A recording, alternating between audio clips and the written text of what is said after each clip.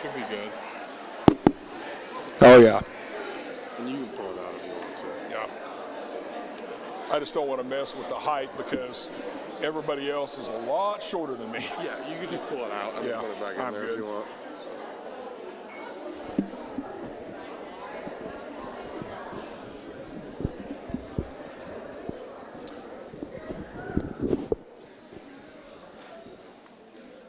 Okay, if everybody could have take a seat. So I have to take the mic out of there because everybody after me is a lot shorter than me. It's probably my problem. All right, I'd like to welcome everybody to the 2026 EOU Spring Symposium. This is an opportunity for students to show off what they've learned, their projects, their artwork, kind of give people an idea of what they've learned, what their hopes and dreams are moving towards. And so this will be my last year on the Symposium committee, and I haven't been a heck of a lot of use to them, so they asked me to do this since I'm really noisy and don't mind talking to people. Don't really even need the mic, and those of you that are laughing know why. So without further ado, I would like to introduce the 13th president of Eastern Oregon University, Dr. Kelly Ryan. She will be introducing the advisor, who will then introduce our keynote speaker.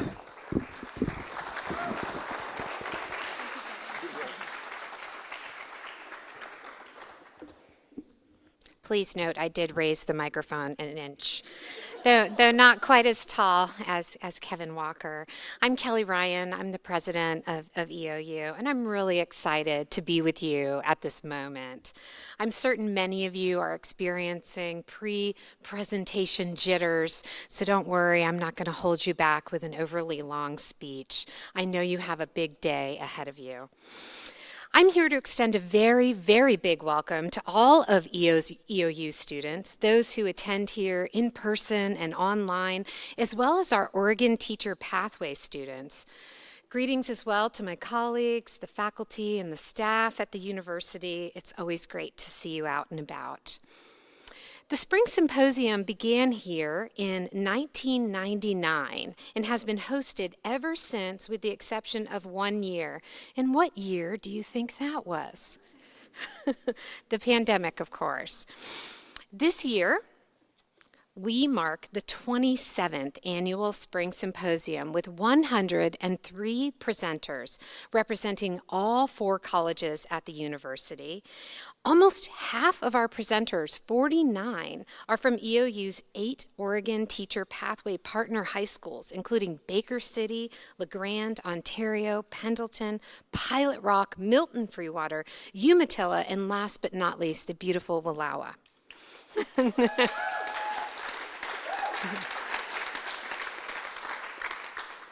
Students, my goodness, I am so proud of you.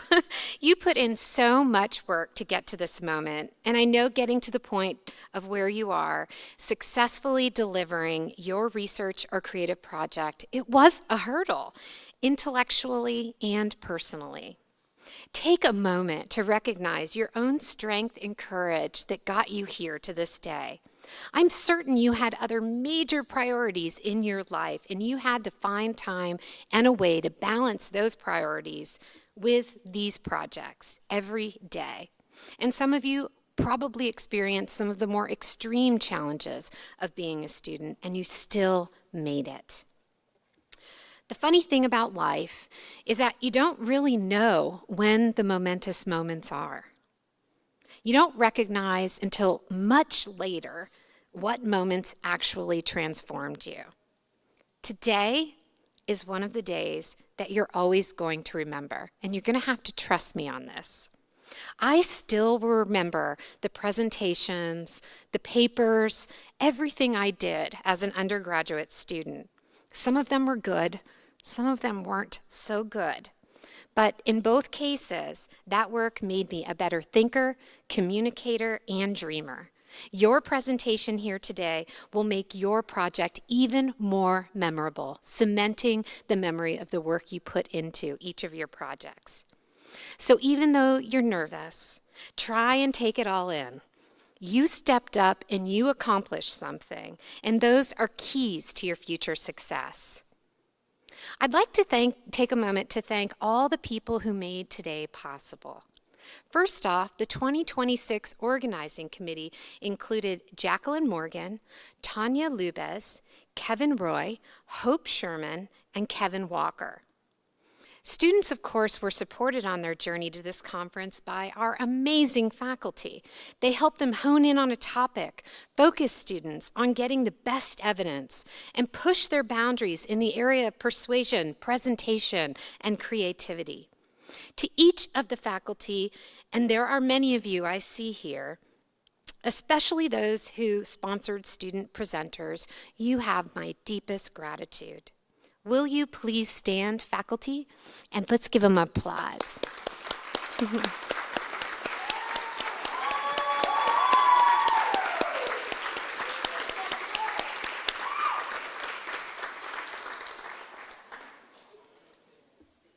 In the same vein, I'd like to thank all of those districts, schools, teachers who supported the Oregon Teacher Pathway students in their work. And finally, we must thank the friends and family of our students, some of whom I saw come in with them today. Your support made their work possible. So you have a big day ahead of you getting to see and hear from other students, and I hope while you do that, you're getting smarter, but that you're also taking time to have some fun. Next up, please join me in welcoming Dr. Daniel Costi, the faculty advisor for our 2026 Spring Symposium keynote speaker. Dr. Costi?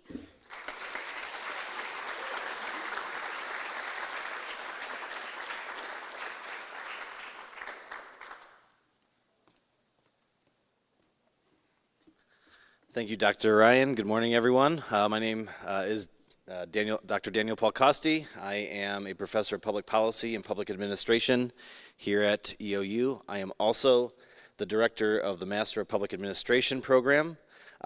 In that program, our mission is to build a community of scholars, practitioners, and students that are dedicated to ethical, democratic, and competent public service. And part of that mission is to get students as quickly as possible into the field to see if this is the type of work that they can do and that fills their cup. I think this presentation that's about this upcoming presentation is a good example, is very illustrative of the work EOU can do and the power of getting grad students in the field doing work that is relevant to their community. And I think the work that Narita Judah has been doing is top-notch. She's been a huge part of getting this project moving forward. I would be remiss because it makes it seem as if I'm the centerpiece of this, the driving force behind this type of project, which it's weird that we're talking about the project before we introduce the project, but we will in just a hot second here. But the Rev Center and Grace Donovan was really the driver of this project and took Narita and I on to do some good collaborative research. And I hope you enjoy and this creates some insight and a little bit more buy-in on some of the issues that we face here in Union County. So Narita, without further ado, it's my privilege to introduce you Narita Judah.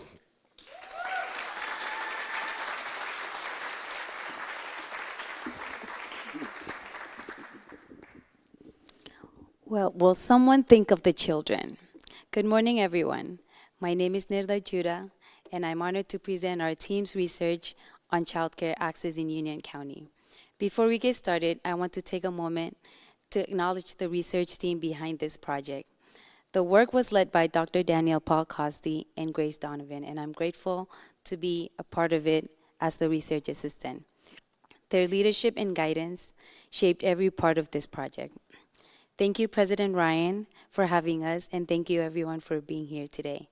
I know everyone has full schedules, and the fact that you've taken the time to come and listen and learn and engage in this topic really matters.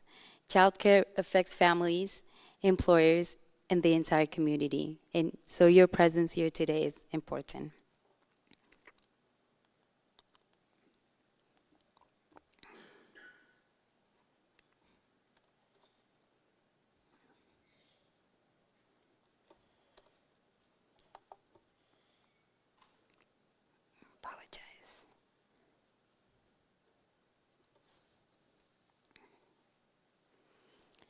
So the question that really sparked this entire project came from a concern raised by the Gates Foundation. The idea that the American dream is slipping out of reach for a lot of families. Nationally, only about 50% of children born after 1985 are expected to be better off economically than their parents. That's a huge drop from 90% for kids born in 1945. What that tells us is that upward mobility, a family's ability to improve their financial stability, maintain steady employment, and create better opportunities for their children is becoming harder to achieve. But we also know that there are proven indicators that do support economic advancement, and childcare is one of them. When families have access to reliable, affordable childcare, it directly affects their ability to work, pursue education, and move up economically. Union County chose to focus on childcare as its key indicator in the Rural Leader for Economic Mobility program, and that's where our team comes in. Our role was to understand what childcare looks like on the ground, what families are experiencing, and how those experiences connect to workforce participation and economic mobility. To get a grounded understanding of what this looks like in Union County, Mark and Elena are both full-time nurses raising two young children. They rely on unlicensed in-home childcare because licensed options are limited and unaffordable. Between provider closures, sick days, and their children's illnesses, they have missed significant work, enough that they worry about one of them could lose their job due to excessive absences. They report having little reliable backup care and say much of their leave time is consumed covering childcare disruptions rather than vacation or recovering themselves. They described stable, consistent childcare as critical, not for only maintaining employment, but also for reducing stress, improving school and work performance, and creating more predictable schedules for their family. This was a story shared during a focus group on childcare needs in Union County. This is what we mean when we talk about childcare issues in Union County. Union County is considered a childcare desert for preschool age children under 5, and even more severe desert for infants and toddlers. Families face long wait lists, limited availability outside of standard work hours, and in many cases must piece together care from multiple providers just to cover a single work week. These are not isolated challenges. They are structural barriers that shape daily life for working families and directly impact their ability to stay employed and financially stable. A childcare desert is defined as an area with more than 3 children for every regulated childcare slot. A severe childcare desert means there are 10 or more children competing for every regulated childcare slot. When we talk about why this problem matters, it matters because childcare limits workforce participation, reduces educational advancement, impacts employers and the local economy, and affects upward mobility for families. These challenges limit people's ability to work, continue their education, stay in jobs, and that has real consequences. That has consequences for families and for the broader community. For our methods, we focus on Union County residents with at least 1 child under 5. The survey was open from August 15th to October 15, 2025. We had 465 people respond, and after cleaning the data and removing incomplete and invalid responses, we ended up with 266 that we analyzed.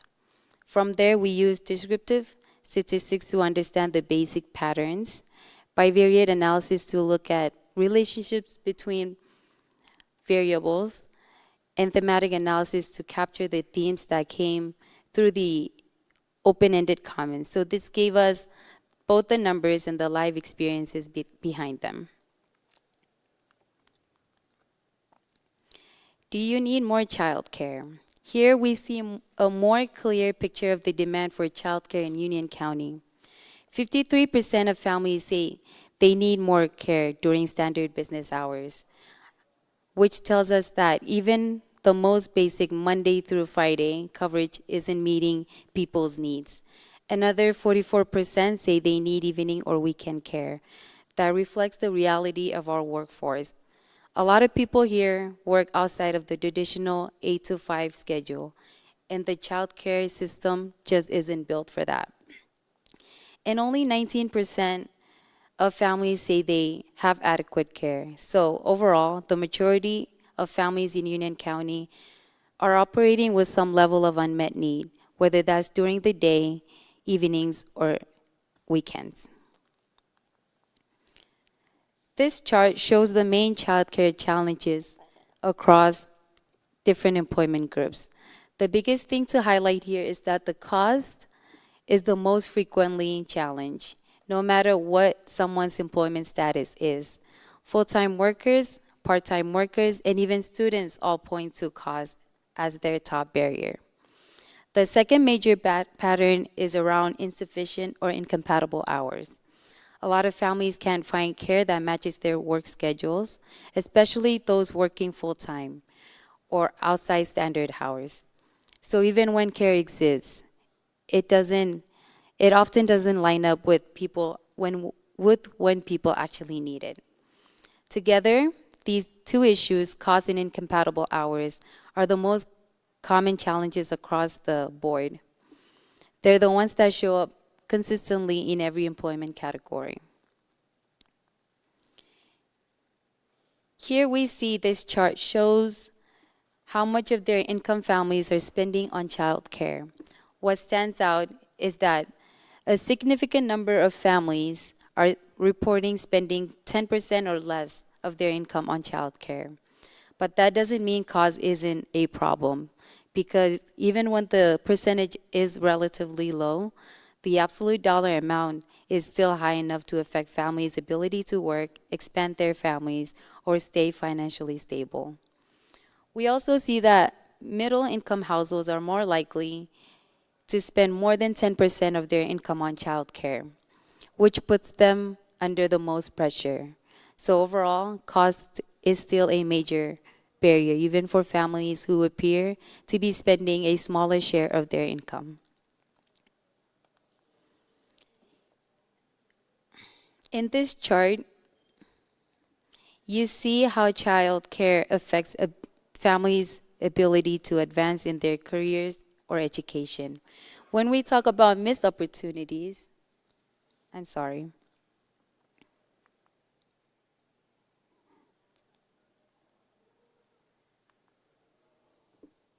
When we talk about missed opportunities, we mean things like not being able to take a class, finish a degree, accept a promotion, or pursue professional development because childcare wasn't affordable or available. What really stands out here is that 70% of respondents said they've missed educational or professional development because of childcare. That's a huge number. It tells us that childcare isn't just a day-to-day inconvenience. It's directly limiting long-term career growth and economic mobility for a majority of families. Here we see which age groups are most likely to leave a job because of childcare challenges. What really stands out is that working age, mid-career adults are most affected. The 35 to 44 age group has the highest number of people who say they left their job due to childcare, followed by those 45 to 54. These are the ages when people are typically in the middle of their careers, raising young children, and trying to advocate professionally, so disruptions hit especially hard. Younger adults report fewer job losses, and older adults show very low counts, which makes sense given their different life stages. But for mid-career workers, childcare challenges are clearly creating the biggest employment impacts. This slide shows how leaving a job because of childcare challenges varies by household income. The main thing to highlight here is that the middle class residents are the most affected. Families in the middle income ranges, roughly 30,000 to 100,000, are the ones most likely to report leaving a job due to childcare. These are the families who earn too much to qualify for assistance, but still cannot absorb the full cost or the limited availability of care. Higher income households and lower income households show fewer job losses, but the middle income group consistently reports the highest disruption. This is why we refer to them as the missing middle. They fall right in the gap where support is limited and the impact is the greatest. This one shows how family-friendly benefits vary across different industries. What we see here is that the most industries offer flexibility, like allowing employees to adjust their schedules or work from home when possible. But when it comes to childcare specific benefits, such as subsidies, on-site care, or financial support, those are rare across every industry. Even sectors with more stable schedules or higher wages aren't offering meaningful support, childcare support. So the takeaway is that while flexibility is fairly common, true family-friendly benefits that directly address childcare needs are limited, no matter what industry someone works in. And that gap contributes to the workforce challenges we are seeing. By comparison, this chart focuses specifically on childcare benefits across industries. What we see is that these benefits are extremely limited, no matter where people work. Most industries offer some form of flexibility, things like adjusting schedules or occasionally working from home. But when we look at the actual childcare benefits, such as subsidies, stipends, or on-site care, the numbers are very low across the board. The category labeled none is especially important. It shows how many employers provide no childcare benefits at all, which reflects that these supports fall outside of the state's mandated or supported benefits like the ERDC. To clarify, ERDC, Employment-Related Daycare, is Oregon State Child Care Subsidy Program for low-income working families. So the big takeaway is that childcare benefits are not standard in any industry in Union County. Families are largely navigating the childcare system on their own, regardless of their sector or employer. Here are our key takeaways from this project. Childcare is a middle-class issue affecting families who are most often caught between earning too much for assistance and not enough to afford care easily. Causes a major barrier, shaping whether parents can work, stay in school, or advance in their careers. Access is limited and misaligned with work hours, making it difficult to find care that matches their schedules. These challenges lead to significant career disruption, with many parents reducing hours, turning down opportunities, or leaving jobs altogether. Employers offer flexibility, not childcare benefits, leaving families to navigate these challenges largely on their own.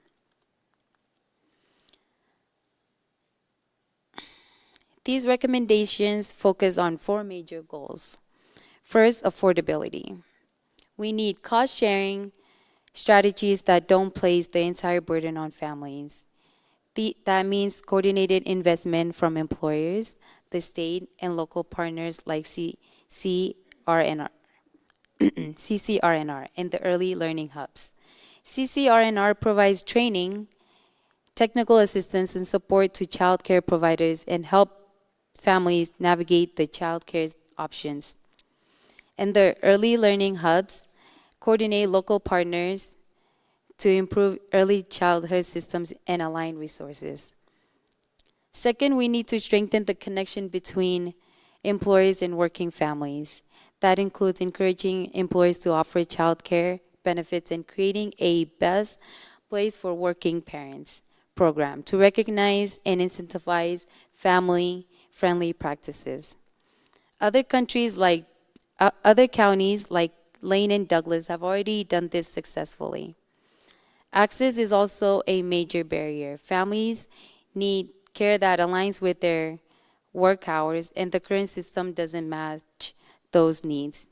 That's why expanding supply and improving access are central to these goals. Also, we are also working on the recommendations, which is why they are shaped as goals. These recommendations are for elected officials and employers. Together, these strategies help make childcare more affordable, more accessible, and more aligned with the needs of the local workforce.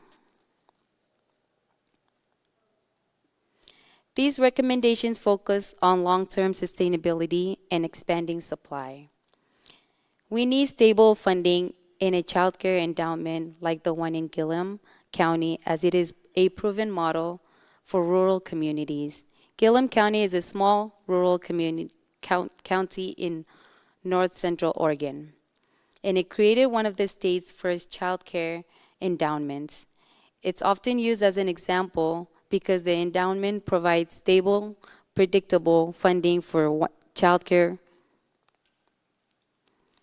providers year after year, something rural communities rarely have. And we also need to grow the supply care. That means expanding licensed slots, strengthening home-based networks, and increasing access to non-traditional hour care. These are the areas where families report the biggest gaps. Finally, we need policy change. The current reimbursement system is based on market rates, which don't reflect the true cost of providing care in rural areas. Moving to a cost-based formula would make it possible for providers to operate sustainably. Thank you for your time. My team is open to answer any questions.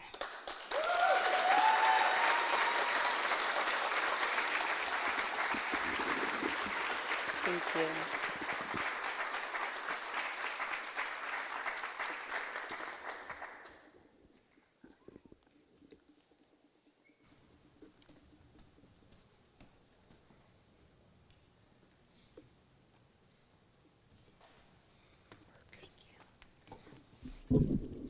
Okay, does anybody have any questions? Solved it. Nancy, you look interested.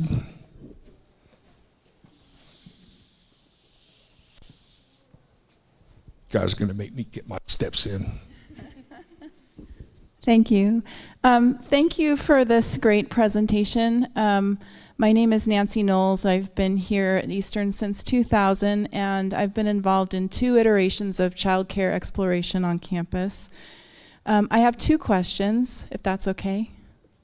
The first is, what do you see as the university's role in developing policies and supporting projects located in our county? So, hello everyone, I'm Grace Donovan. I'm the Executive Director of the Rural Engagement Vitality Center. We are partnering with Union County on this initiative, so it is not unique to the university. But we know, Eastern Oregon University plays a huge role and is an important part of the community here.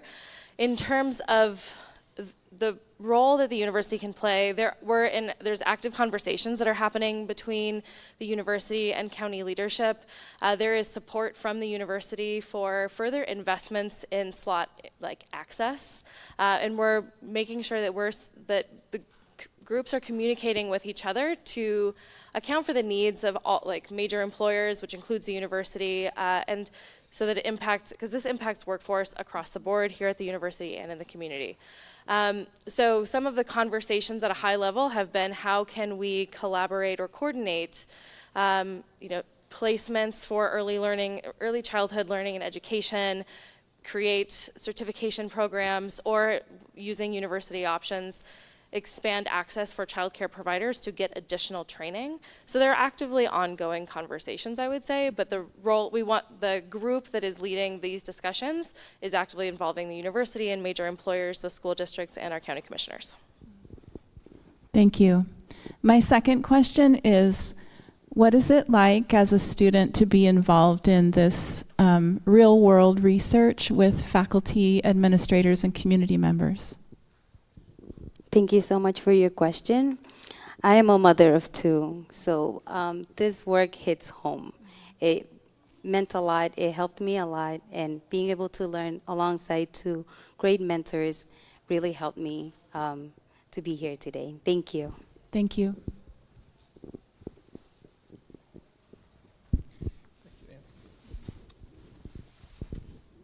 Thank you. Hello, thank you for that presentation. I really enjoyed learning about your research. My name is Cedric, EOU 22. One quick question I have is, a lot of the research we're focusing on the families, the impact of lost jobs, but as far as the community and getting funding, I'm curious, what part of the research have we considered and what do we want to do down the line to show the impact to the community, right? The actual multiplier effect. This person's not working, times 100, times 200, times 300. So could you just speak a little bit on where does the research kind of go from there, and how can we really show, like, hey, these people not working in the community, this is impacting us, you know, we need some grant funding, we need to do something to better be able to support our young parents. I can speak to more of like the, maybe what next steps would be to determine, well, maybe some sort of evaluation of if progress is being made. One is, you know, focus groups with employers to see, you know, they would know whether or not they're not, if someone's resigning or fired or reducing their hours because they can't meet childcare. So checking the temperature of employers to see how those trends are working. There's also the key measure, I believe, is the amount of open slots for the percentage of children in that county. Is that right? Yeah, so there's some standard measures to see if Union County is making progress. That's kind of, Narita mentioned that Union County is a child care desert, so there are 3 or more children between the ages of 3 and 5 competing for a single child care slot. And for children under the age of 3, so 0 to 2, it's a severe child care desert, which means there are up to 10 kids in that age range competing for a single regulated child care slot, which means it's licensed by the Department of Early Learning and Care. So there are, OSU measures this regularly across all counties. Currently, Gillum and Multnomah counties are the only counties in Oregon that are not child care deserts, that's one of the reasons why we've cited them as an example of a rural county in terms of how they have addressed their child care issue. But we will be able to see as time goes on whether or not Union County continues to be a child care desert for children under the age of 5. We'll be able to look at licensed slots. And another measure that will be interesting to look at is also workforce participation rate. Currently, the Union County workforce participation rate is lower than the state average. And so if we see that starting to increase, you know, that is one indicator that expanded access to child care is working for Union County families. Thank you. I really appreciate that. And then another quick follow-up. Just interested, how did you guys, how was this problem first identified? You know, was it from hearing voices in the community? I mean, it's an interesting project. I'm just curious on, you know, how did this become the focus? Certainly anecdotally, and is Commissioner Anders in the crowd by any chance? I mean, he describes it as, you know, what he hears a lot from his constituents is those, was it the 3 legs of the stool, where you got someone who's interested in moving to Union County, maybe they have a job, or they need to find a job, and if they find a job, can they find a house? And if they can't find a house, can they find childcare? And so if Union County can't figure out those 3, then you know, that's got to be key to any, you know, strategic planning at a, you know, more of a systems level. Did you want to? Yeah. And so this is also this research is part of a broader project nationally funded by the Gates Foundation to look at indicators of socioeconomic mobility. So we were also looking at proven strategies and tactics to improve upward economic mobility for residents in rural communities.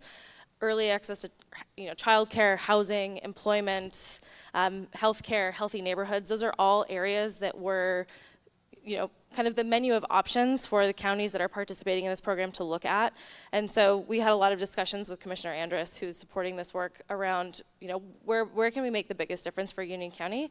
And we kind of coalesced around childcare, knowing that there were a lot of initiatives happening at the time when we started this work around housing. And we wanted to focus our efforts a little bit further down the road, knowing that that was going to be tackled. It's obviously still a challenge, but we're trying to work on both fronts. Thank you.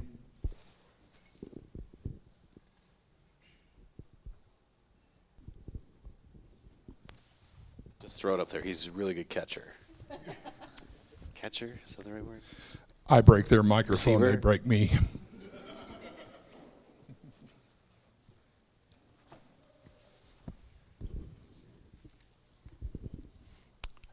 Hi, Andrew David Bjork. Thank you again for the presentation. Excellent work. My question has to deal with the distribution of the income of the families that you've noticed. So it seems like access is most impactful on middle-class families in Union County. I was wondering how that relates to the actual distribution of income in the county. What's the proportion of families that are in each of those brackets? Do you know this? We did compare it to census data. I don't remember if it was one that was, the sample was representative or not. But also, our population is parents with children. So the census data was limited insofar as it gave us the full, the population, household level data, not necessarily what our sample is, which is households with at least one child in it meeting that age range. Follow up? No, thank you. No worries. Did you have anything else to add on that?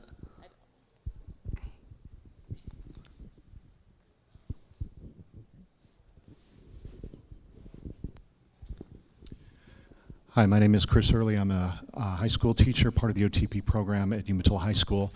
And I realize I may be asking you to throw a dart blindfolded here. What level of state and federal support would be necessary to create the kind of environment that would address these issues in a meaningful way, either based on Gillum County's experience or on whatever research that you've done? And I'll thank you for your answers in advance. That's a great question, and so thank you for that. I would say currently we are working with the Commission to explore options for investing in a child care center. So we are seeking federal funding through the Community Initiative Projects Fund. So that we are in the works of trying to seek funding for this. I will actually be in DC next week talking to funders about this issue in particular. So we do have some figures. And then in terms of what adapting a Gillum County strategy to Union County, I think that's still something that we're exploring. We're putting that on the table, is that this is a unique way that a rural community has solved this. Gillum County, for example, was able to raise, they're building an endowment of approximately $1 million using fees from wastewater, and the county had a sizable economic development fund that they were able to invest, that I know that Union County does not have a similarly sized fund, so we are working from a different starting point.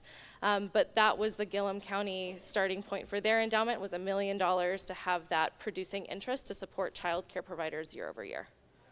Thank you. Any other questions?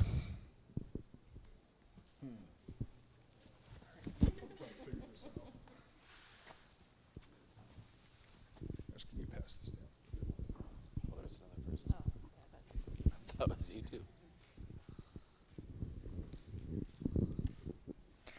My question is, so your presentation and focus was specifically Union County. So if further down the road this was a success, would you be interested in adapting and taking on other counties that you see a similar problem in? I mean, the short answer is certainly yes. I don't think we can assume that Union County is unique in this gap in services as far as childcare is concerned.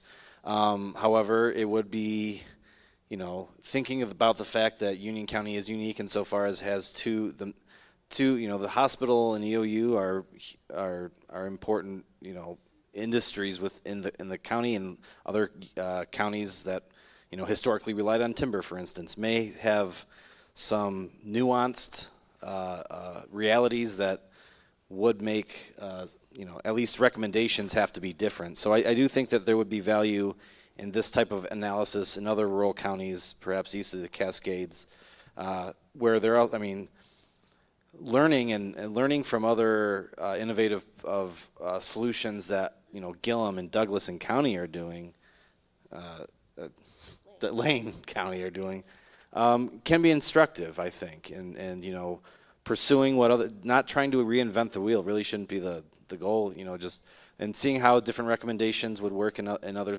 places, I think is valuable. So, yes. Thank you.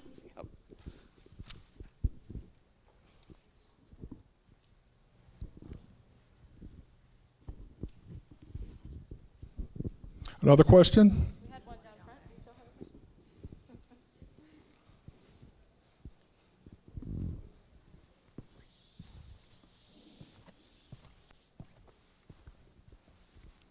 Thank you so much. Sorry about that. Hello, my name is Jack Hess. I don't know if I should introduce myself. Everybody else was. Oh. Hello, my name is Jack Hess. And I was curious if there was any overlap with communities of color in your research or other communities that might not fit the norm, like cis-het white families, and how that might affect, approaches in childcare, stuff like that. That might be too broad or. Census data. Yeah, how did that work? So we did compare it to the census data, and it was roughly right. Yeah, so while not much consideration was put towards how a potential recommendation may affect ethnic groups differently or vulnerable communities differently outside of a socioeconomic piece, which we kind of talk about. What we can say is our sample is relatively representative of the ethnic composition of Union County. Thank you. Another question? No takers? Well, you're not entering the drawing. I got one. You're still not getting in the drawing. This one's for Narita. So outside of the substance of the analysis that you did, about the approach, the research design, what did you learn about doing research that perhaps you were not familiar with or that you weren't expecting coming into the project? Thank you, Dr. Costi. I did not expect that.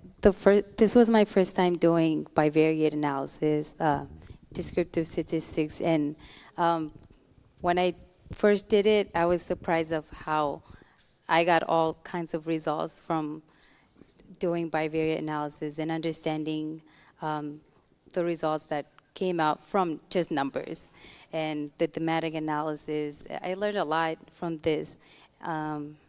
Yeah, thank you. Thank you. That's all I got.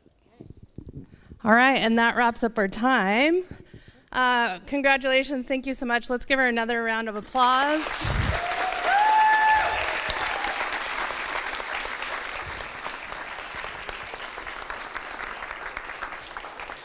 It's remarkable to come on stage, which is terrifying as a student, but also as faculty, so congratulations.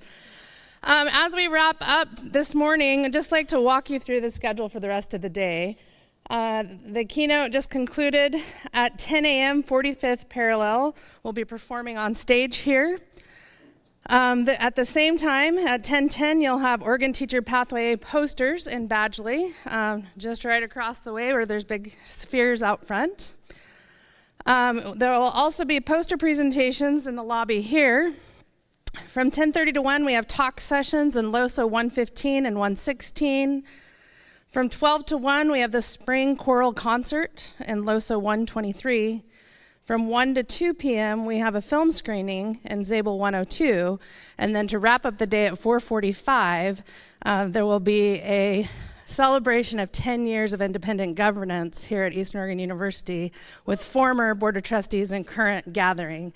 And that will be at the Grand Staircase. So we hope that you can join us. Have a wonderful day. Oregon Teacher Pathway, anybody in that program, we're going to take a group photo right down here. So if you could join us, that'd be wonderful. Enjoy.